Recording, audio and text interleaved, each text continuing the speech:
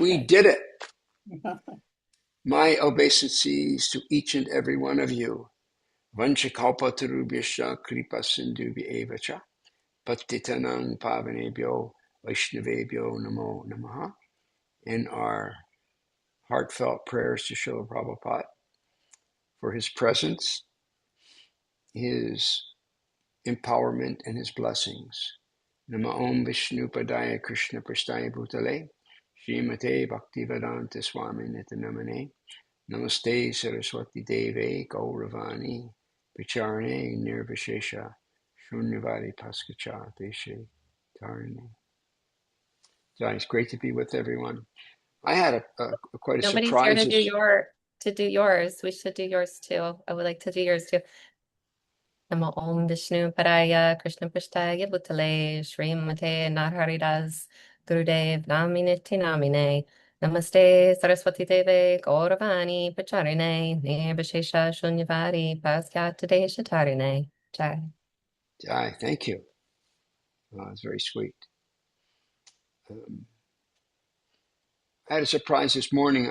I host the classes in the morning, most days, or Srimad Bhagavatam class. On Saturday, it's Chaitanya Charitamrita. Monday through Friday, it's Srimad Bhagavatam. So I'm like the announcer and the disc jockey that keeps it going.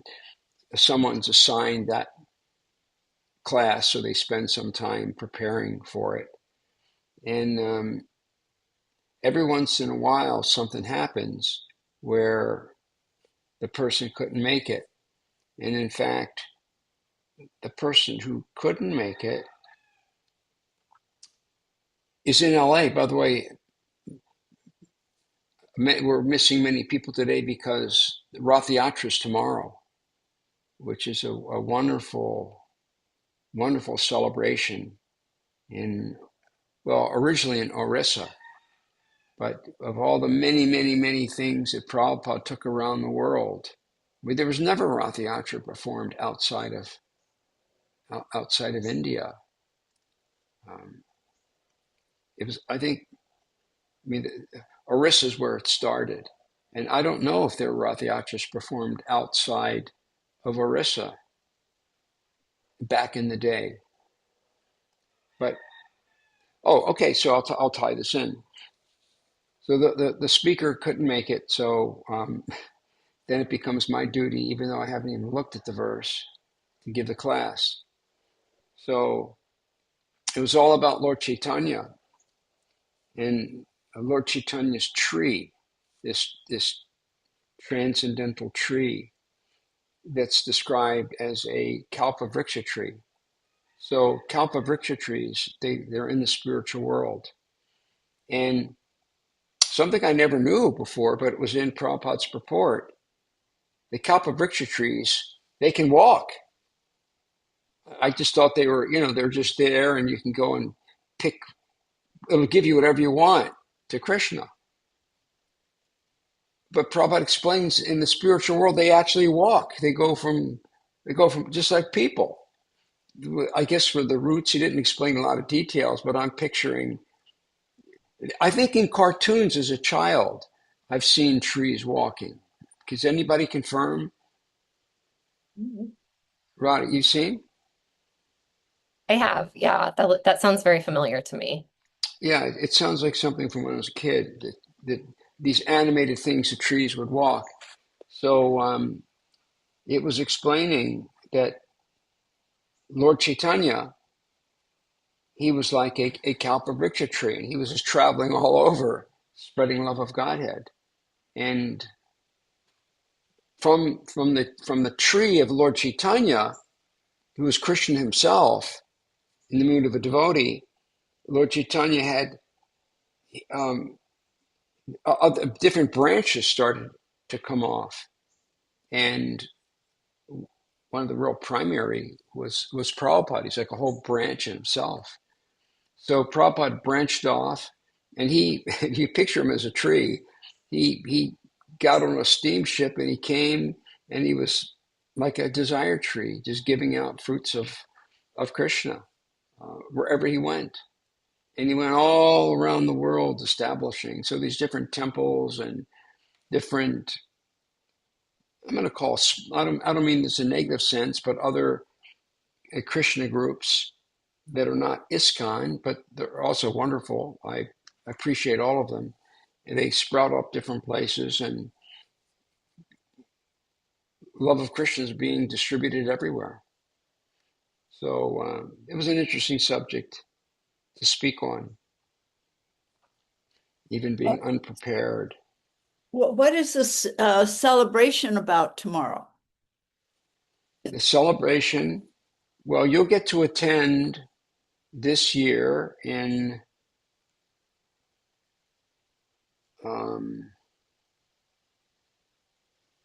I think February. There's a cart. Actually, there's 3 carts. I think there's 3 carts in LA. Anybody know for sure? I think they have 3 carts. Anyway, have you seen Lord Jagannath? I think you saw when you came to visit me, the little, here, let me get him. He's happy to come.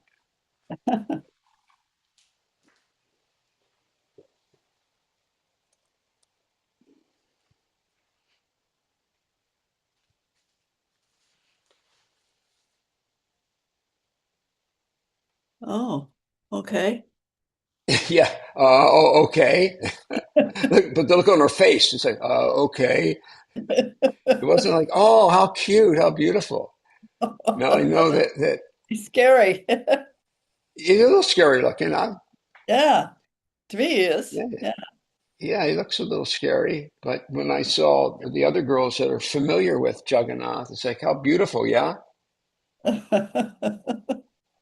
So he's a form of Krishna. Boy, that's a whole nother thing to tell you a story about why Krishna looks like this, how he took this form. And there's different stories. But anyway, there's a festival. Normally, the deity never leaves the temple.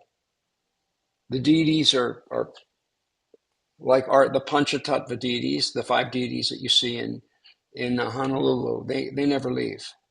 They don't leave the temple. And that's true for all deities. They stay in the temple. But Jagannath, he actually once a year, he goes in a cart and he goes out on the streets for people to see him. It's a big parade. So we have these these deities also in Honolulu. And you're going to come tomorrow, right? You're going to come for the kirtan tomorrow. I hope Yeah? to. Okay, yeah. So if you can make it, that'd be great. I'll show you Jagannath on the temple, on the altar at the temple. And he has his brother and his sister, and they also look kind of the same. They're all very animated looking. Yeah. And so that once a year he goes. We have a cart, and they have that in India. A cart that Jagannath. Actually, there's 3 carts there. We have 1 cart. So the Jagannath deities, all 3 of them, are going to be in a really amazing looking, very animated, festive cart and float. I should use the word float. And in the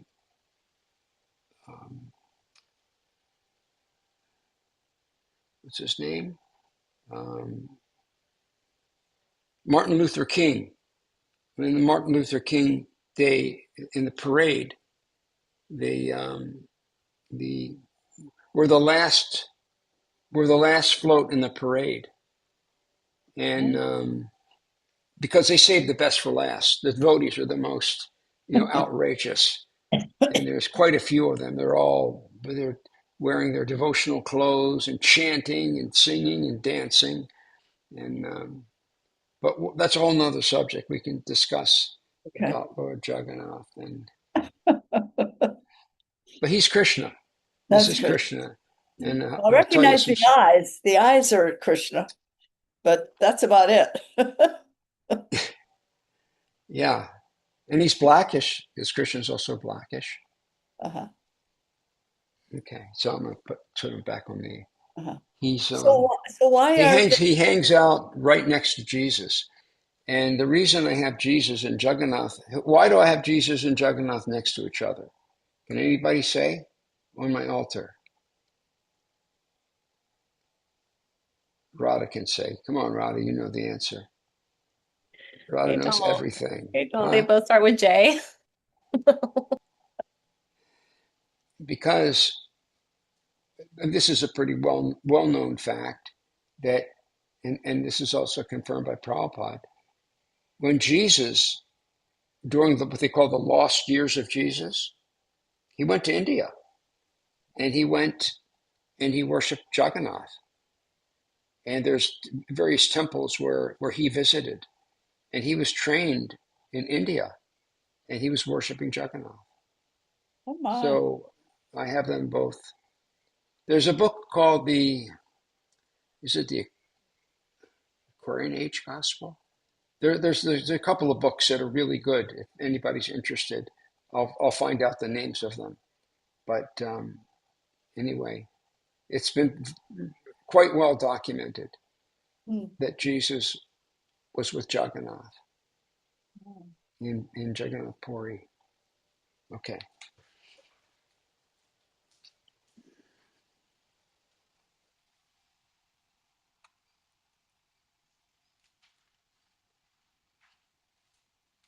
And Jagannath's pretty cool because he's right between.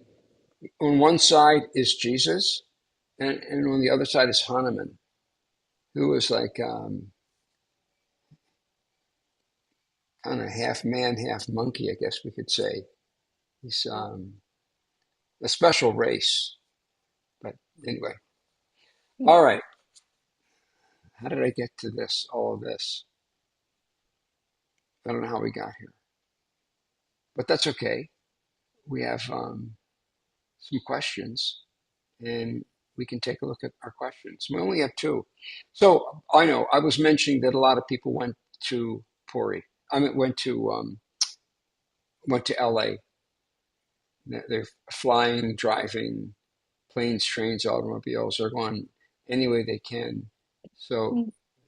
many of our devotees are there for that festival.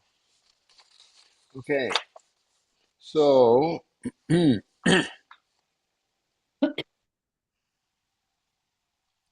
Sukada has two questions, and Radha has one. So let's answer one of Sukada's questions, then we'll answer Radha's, then we'll come back to Sukada's second question. Sound like a good plan? Hmm. Okay.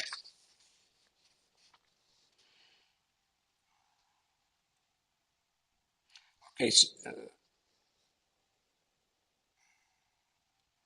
Hare Krishna Gurudev, we accept my humble obeisances, all glories to Prabhupada, all glories to you, Gurudev. My questions for the week are, if I accidentally commit an offense against another devotee in thought or speech, how do I properly rectify it internally and externally?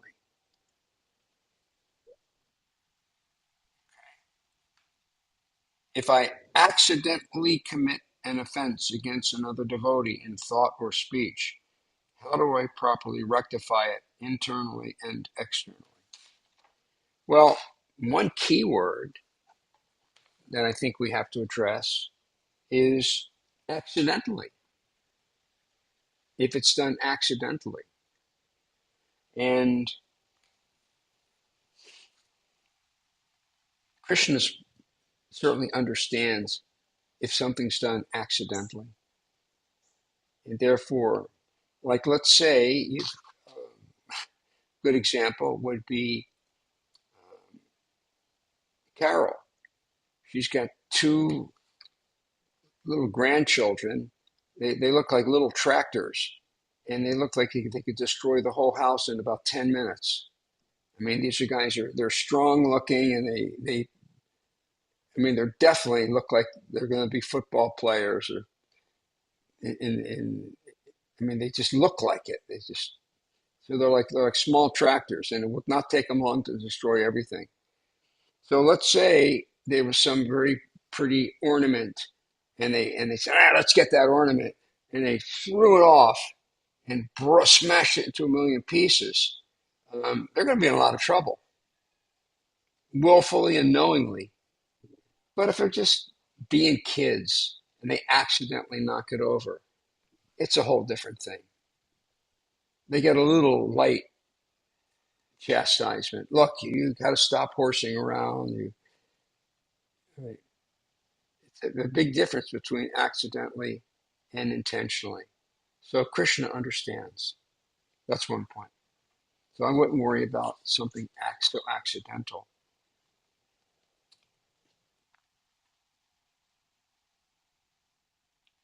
Now, again, let's say it is accidental, then,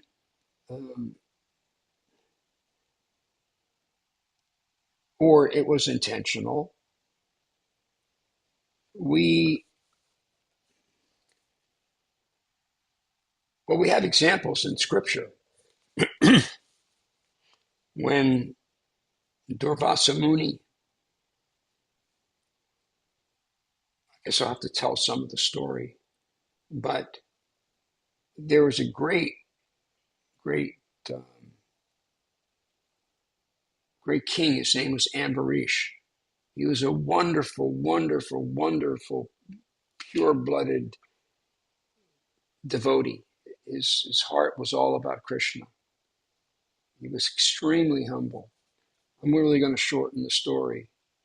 So he, for really no good reason, he got mad at the great sage, Ambarisha. And he says this big temper. He's known for his bad temper. So he got mad at him. And really long story short, Ambarisha, when he came, the sage came, the Durvasa Muni, he invited him to eat with him. And I'm going to really shorten this. Long story short, he went down to take a bath, and he came back a little bit later than he was scheduled to eat. And he got really, really, really, for no good reason, he got really mad at Ambarisha, the great devotee. So in his anger, he created this fiery demon, and he sent the demon off to kill this great sage. So immediately Krishna protects his devotees. He took his Sudarshan disc, he threw the disc, it killed the demon that he created. Then it started going after after Durvasa Muni, and it was going to kill him also. So he went all over. He went up in the mountains. He went down in the valleys. He went all kinds of places. He went up to Lord Brahma. He went to Lord Shiva. Nobody could help him. They said, "Listen, we can't help you. You made this big offense." He said, "Only maybe Krishna can help you." So he went and he said to Krishna, "I'm terribly sorry. I offended Ambarisha." And Krishna said, because Krishna is the one who threw the disc, he said, "Well, I can't undo it. The only person that can undo it is you have to go back to the sage, to Ambarisha, and beg his forgiveness." So he went back. He fell at the feet of Ambarisha, and Ambarisha looked at him like, "Why are you bowing down to me?" Vaishnavas don't take an offense. Real Vaishnavas, it said that if someone offends a Vaishnava, the Vaishnava has given up the offense even before the person is finished committing it. But sometimes Krishna gets mad. So that's another story. If we offend someone, let's say we offend them mentally, a mental offense. But one thing we need to know that in the age of Kali Yuga, if you think something bad, there's no reaction for it. That's not true in other ages. In other ages, if you are just for your thought, you're generating karma, but not in the age of Kali Yuga. The problem is if we let something fester in our mind, sooner or later we're going to act it out. So we want to look at ourselves and think, what is it that caused me to offend this person? Why did I do it? Why did I say something I didn't mean to say? It just came out. It just slipped out. So if this is internal, then we need to just kind of be searching our own heart, knowing I offended someone in my mind, but we want to search out, why am I thinking like this? What are my shortcomings that are causing me to become so hateful? Why did I do that? And then we also may talk to other devotees that we have a close relationship with, that we think can help us, or your guru especially. And if it's not mental, if we actually offend someone, if possible, we should go to that person and apologize. Doesn't have to be long. Just, I'm so sorry for the things I said yesterday. I really didn't mean it. Now, but sometimes that can make things worse. So we have to use our judgment. Some people, you go and you're humble and they're ready to kill you. They're ready to get the gun out or something. So sometimes it's better to just offer those prayers in our own mind. So every situation's different. Some people, you'll go up to them, oh, thank you so much for what you've said, and I apologize for any way I may have offended you. That's how it will usually turn out with a Vaishnava. But some are real hotheads, and there isn't much you can do other than look in your own mind and heart. And Krishna's there. Krishna is going to help you to look and see what you've done, and pray to Krishna that dear Krishna, please help me from committing these offenses against others. Does that make sense? Yes, Gurudev. Thank you very Yeah. much. Yeah, it's Kali Yuga. Our mind, people's minds are pretty rough, and because in the age of Kali, we're being strongly influenced by passion and ignorance, and passion and ignorance are what makes us make offenses. So with that influence of Kali Yuga is there. One of the qualities, the unlimited qualities of our soul, is humility. And as we simply advance in spiritual life, the propensity to commit offenses gets less and less as our heart becomes purified. It's a gradual process. I suppose that's how I would answer that question. Anybody want to make any comments? All right. And so now we're going to go to Radha's question. Okay. Good morning, Guru Dave. Actually, this came yesterday. It was she's like my best question person. She sends a day ahead. And in this one, this is one I actually needed a day ahead, because I had to go and read what the context was of her question. If Radha would have given me this question point blank, I think I would have said to her, I'm going to have to answer this next time. I need to go back and bring myself up to speed with what's going on. So Radha, like, no excuses. better come up with a good answer because I gave you plenty of time to prepare. Okay, so she's asking, my question for the week is from the third canto when Uddhava is speaking with Vidura. When Vidura requests Sri Uddhava to be his teacher, Uddhava directed him to the great sage Maitreya. In the purport, Srila Prabhupada explains that this is due to Uddhava's awareness of Maryadi Vyatikram. I'm going to break that down in a minute. Can you please explain this custom in more detail? Okay, so Maryada means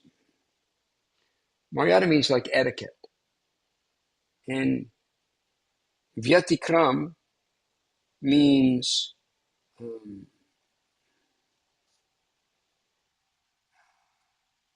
means something outside of.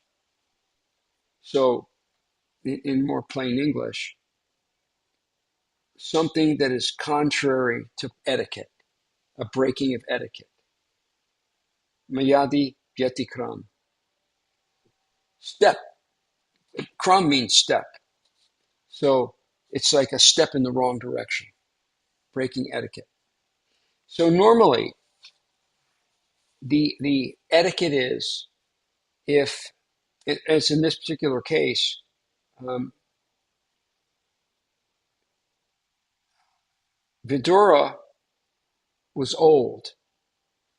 It's quite old. And he was asking someone very young, Uddhava, to please enlighten him. And Uddhava said, because he's much older than him.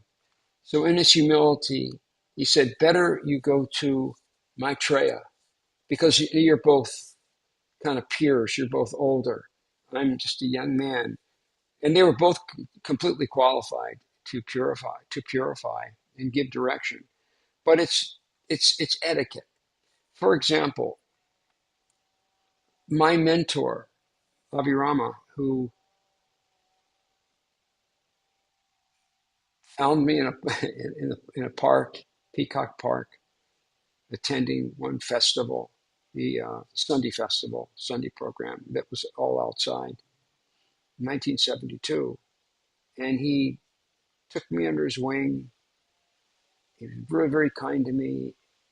And for 3 years, he was just massaging me as a devotee and very early on to give a class, to do this, to do that. And then after 3 years, he went on to do service in India and made me the temple president. Whenever I'm around Abhirama, my mentor, I really feel reluctant to want to speak. It's just, he's like my father. I'm very disinclined to speak. Problem is, he always asks me, he asks me to speak. So when he says, Narahari, you speak, then I go into a different mode and I think, all right, I'm going to try to speak really nicely because I know, guys, I've never talked about this before. I know that Aviram is like a proud father. So if he sees me, speaking nicely, eloquently, um, he gets he gets the credit, and he can look at me as in that way, and that's what I sense. But I definitely don't want to come out. I just really don't want to speak. But when he asks me, then I'll speak. So, but what's important, Radha, is that what we have to understand that this is a general principle, but it's not a hard and fast rule. And I'm going to give you an example. We all know, or not, most of us know, no, a few of us know, maybe Radha and Sukata are familiar. When the Srimad Bhagavatam was spoken, King Parikshit was getting ready to leave his body. He was cursed. He had 7 days to live. And sages from all over the universe came to hear the recitation of the Srimad Bhagavatam. So present there was Vyasadeva himself, who compiled all the Vedas. Even Narada Muni was there. And who did they pick? Who spoke the Bhagavatam? They pointed out a 16-year-old boy. And I don't think, he may not really be 16 years old because he stayed in the womb for 16 years. Then he came out. So it wasn't like it was, I guess, I don't know if it counts. We don't count the age of a child until they're born, right? Even though they're in mommy's tummy, when they come out of mommy's tummy, that's day one. So 16 years he was there, and just very shortly thereafter, he just went charging off to the forest, and he came upon this group of sages. He was just a kid. He didn't have any clothes on even. But the sages knew through what's called the science of physiognomy. They could look at his body. They could tell by the curves and movements of his body, this is the most qualified person to speak. Because he had just heard the Srimad Bhagavatam in the womb from his father. He was in the womb. His father spoke the Bhagavatam, and he heard it. So the sages wanted him to speak. He was only 16 years old. It wasn't, okay, Narada Muni, Vyasadeva, any of them could have spoke. But for whatever reason, they wanted him to speak. So there's that general principle is it's not a hard and fast rule.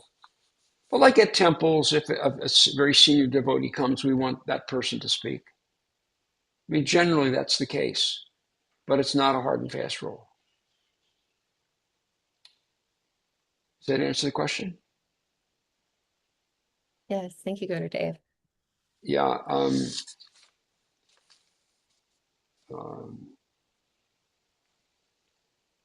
Uddhava was following the proper etiquette. And so Prabhupada was speaking about that. This is a proper etiquette.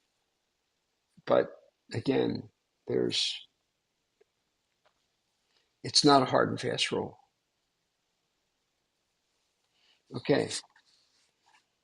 Now we go back to the second question.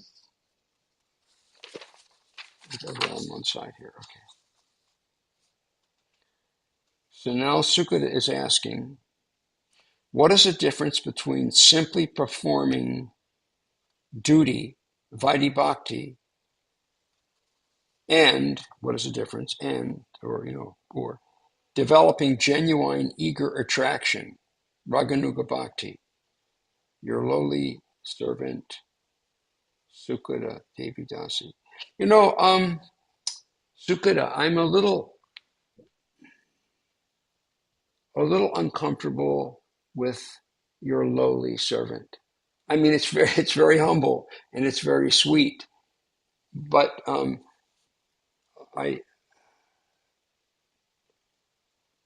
you're not lowly in my eyes. You're a great saintly daughter, and I'm very proud of you. And you're on the path, your way back to Krishna. So you could say something like, you're grateful servant, or your grateful disciple, something like that. And you could, Yes, Gurudev. yeah, I think that I'd be much more comfortable with that than your lowly servant, because it makes me just want to go grab you and, you know, pick you up and what are you talking about? You know, shake you. No, you're a responsible mommy and a responsible, wonderful wife to your husband, and you're on your way back to Godhead. And you were chanting 16 rounds long before your husband.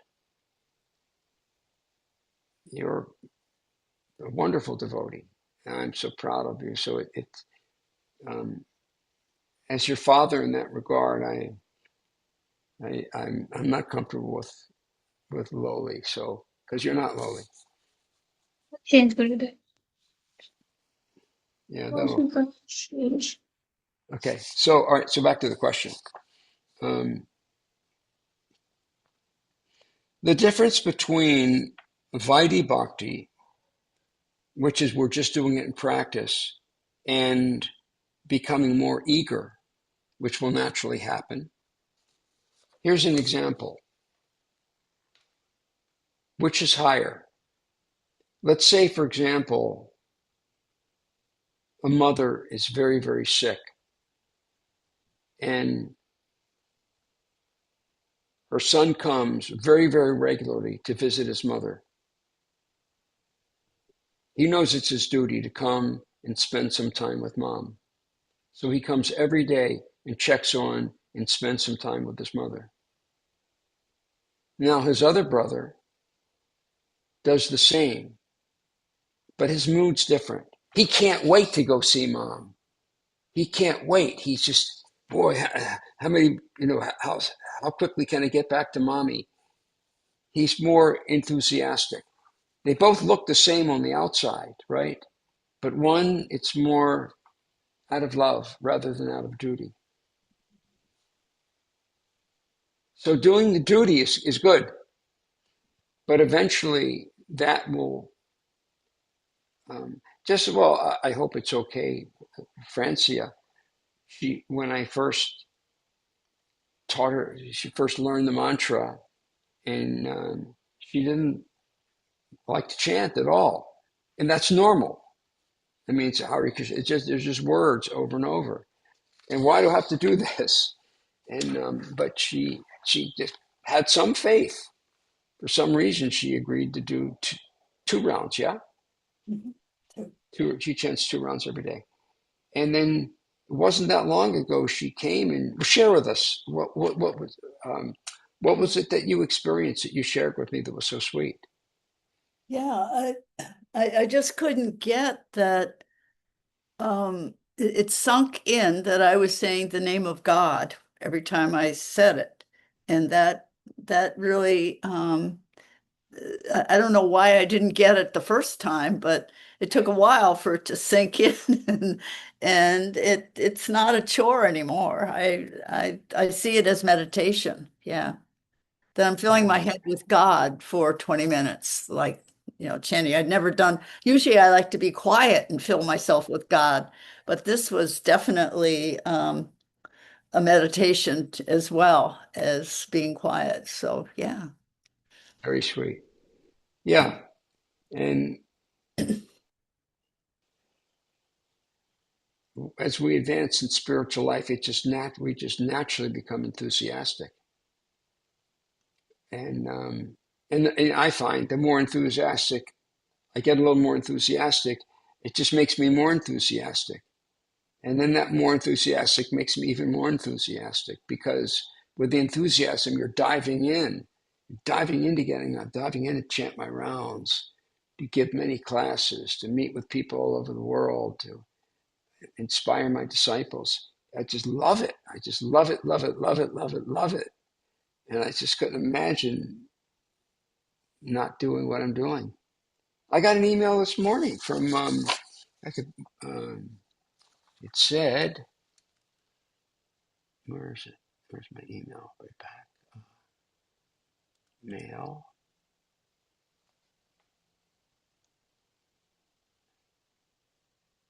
It wasn't in very good English. Here. Hare Krishna, please accept my obeisances, your grace. All glories to Srila Prabhupada. Will you have the opportunity to give a lecture on the Srimad Bhagavatam on Thursday, August 6th at 1800 Moscow time? It's 2 hours earlier than we expected. Is it convenient for you to give a lecture at this time? And then the name is written in something I could, they're not like regular letters, I don't think. Anyway, back to the meeting here. Somebody in Russia wants me to, I've been speaking in Russia, I mean, it's getting around, I don't know. So he wants, I'm invited back again to Russia, and I just love it. I mean, I love, when I was speaking, I was so surprised when I gave the class in Russia on, I think it was Wednesday night. The person who was heading it up, who spoke good English, he was Russian, but his English was good. And when we got to the Q&A, he asked a question that really surprised me, showing he was asking very sincerely about why, if we can, whether we're doing things for Krishna or not doing things for Krishna, the results are going to be the same. In other words, like, let's say you want to be a great musician. So for a devotee, you want to be great so you can sing for Krishna, do kirtans, etc. The other one may also become a great singer, but it's not for Krishna. And he wanted to know what's the difference? I was so surprised by the question. The answer any of us could answer is because you'll never be satisfied by doing something independent of Krishna. Your karma, yes, you may become a really good musician, but it's not going to help your life any. You're still subject to birth, death, old age, and disease, and they'll never be satisfied by it. Where a devotee, for singing for Krishna, you just don't want to stop singing. I was just very surprised. He was kind of the head guy, and he was asking a question that I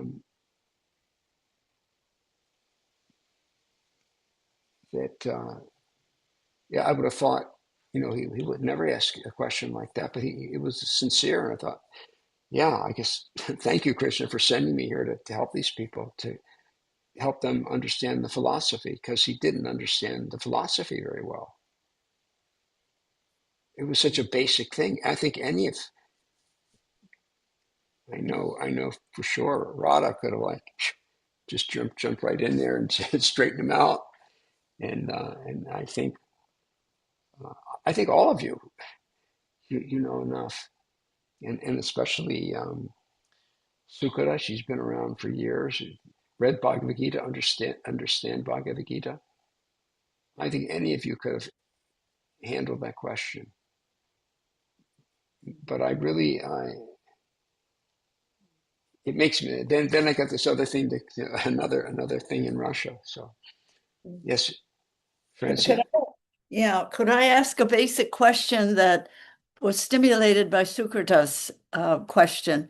And that was the sage who said, it wasn't offensive. And, what are you talking about? Why do you need to apologize? Well, I'm wondering, what does it take to become a sage so that you're impervious to insults and hurtful things that people say? When you realize that you're not your body, that it has nothing to do with you. Like if somebody on the street insulted somebody else on the street, I could care less. I mean, they're two crazy people. Neither of them know they're not their bodies. Neither of them know they're not their false ego. It's just like noise going on. If I hear that, it's not going to bother me. I just continue on. It's got nothing to do with me. if somebody's throwing stones and they're not throwing them at me, what do I care? I'm not offended that somebody's just throwing, but if they're throwing it at me, it's going to bother me a lot. So they're insulting me. They think they're insulting me, but it's not even me. I'm not Narahari. I'm not Captain Howie. I'm none of these people. And therefore, when we begin to truly realize that it has nothing to do with us, then it affect us. If someone's having a bad dream, it doesn't affect me, his dream. So in the same way, has nothing to do, I'm not involved in it. It's their madness. If anything, I feel sorry for the person, but I'm certainly not offended because it doesn't offend me. Even if it's coming at you, it doesn't offend you. Because it's not me. It's coming at maybe Narahari. And I know I'm playing this wonderful role of Narahari and having fun with it. But I have some other eternal relationship with Krishna. And I had fun playing the role of Captain Howie. That worked really well for me. I had a very successful wedding business, and it did. I had fun. I was using it as a preaching platform, but I knew all along I'm not really. I mean, I am a licensed captain with the U.S. Coast Guard, but even that, it's not really me. There's a little role I'm playing. I'm having fun with it, and all of us, no matter what our situation in life, we want to have fun with who we are. Have fun with who we aren't. Just like a really good actor they don't care if they're playing the good guy or the bad guy. They're having fun playing the role. Like, what's the actor's name who played Hannibal Lecter?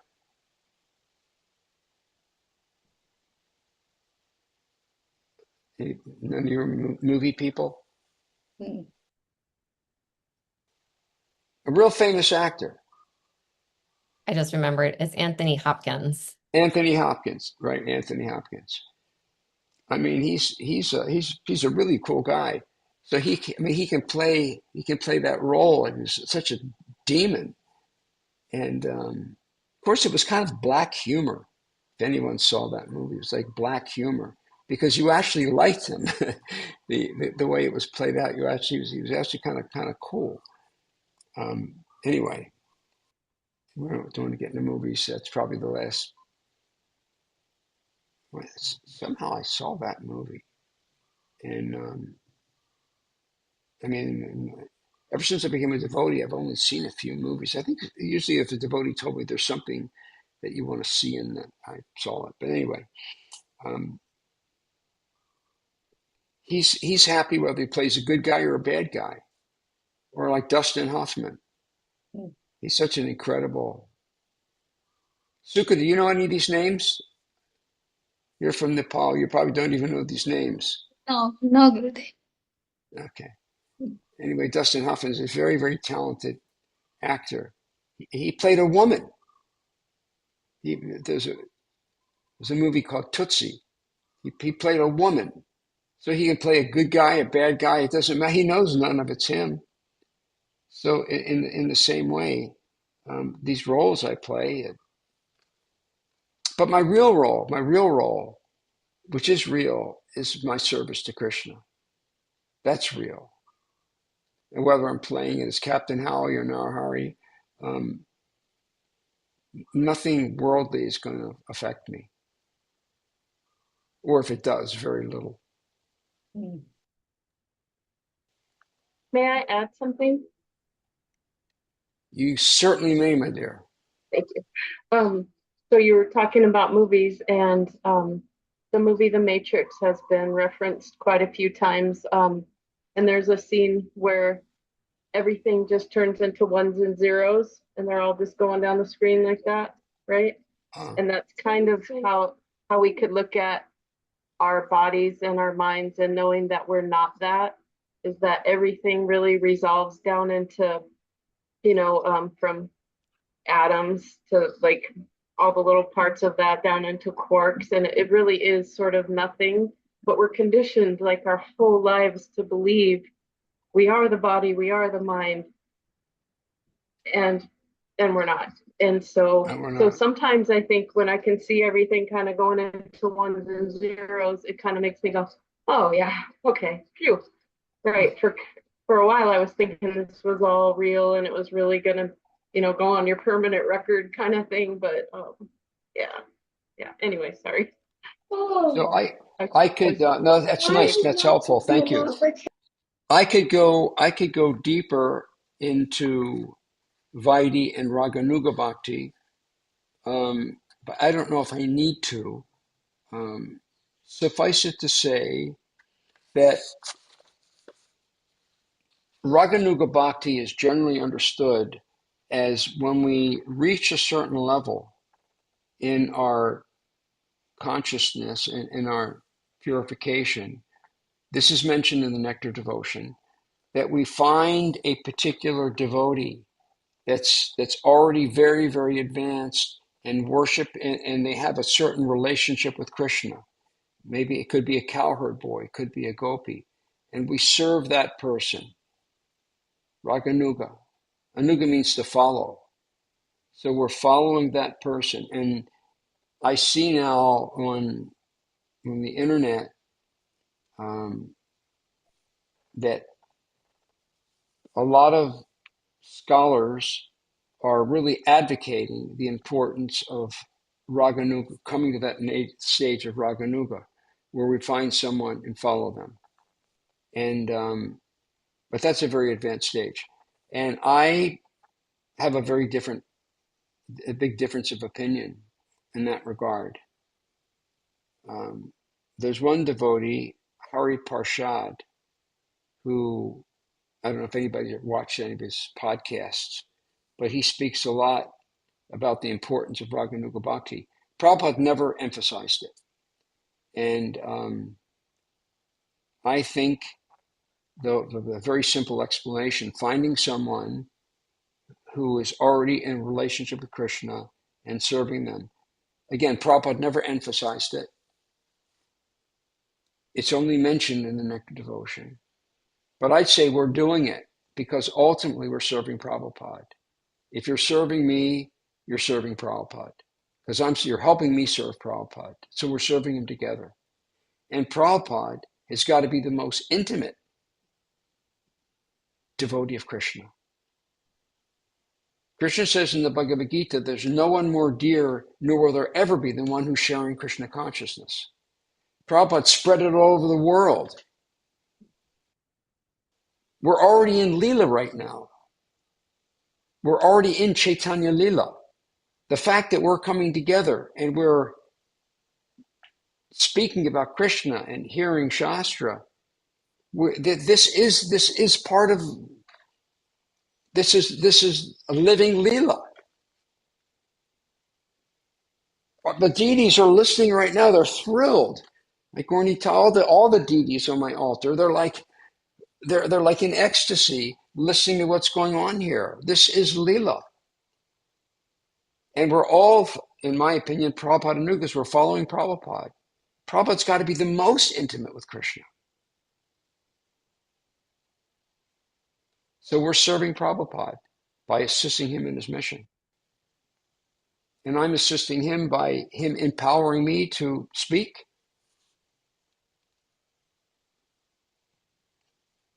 The fact that I go to Russia and speak to Russians, I don't know how far away Russia is. It's got to be like the other side of the planet. I have no idea where it is, somewhere in Europe.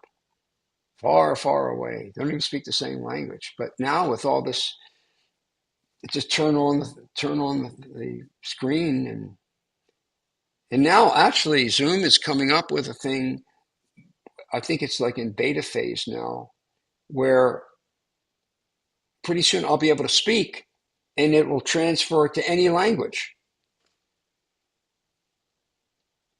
And they can ask me a question in their language, but I want to hear it in English. The technology is getting there. Do you know anything about this, Sukada? Have you read or heard anything about this? No, Gurudev. It's a new for me too.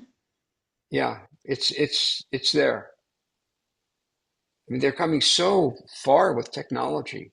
I know phones can do it. I can ask, Yeah. I can tell it, I can go to Google Translate and it'll do any language for me.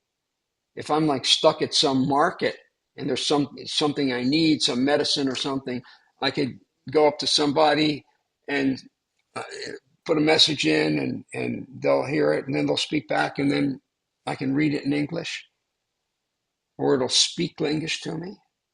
I mean, it's amazing where I'm so happy with technology. Otherwise, I'd just be sitting on this little island. I might get bored and want to go fishing. I mean, God forbid.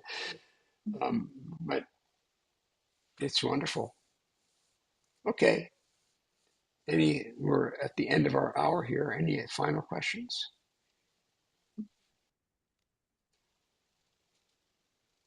Everybody's questions were answered sufficiently. Okay. Well, thank you all for being here. Srila Prabhupada Ki Jai. Hardball.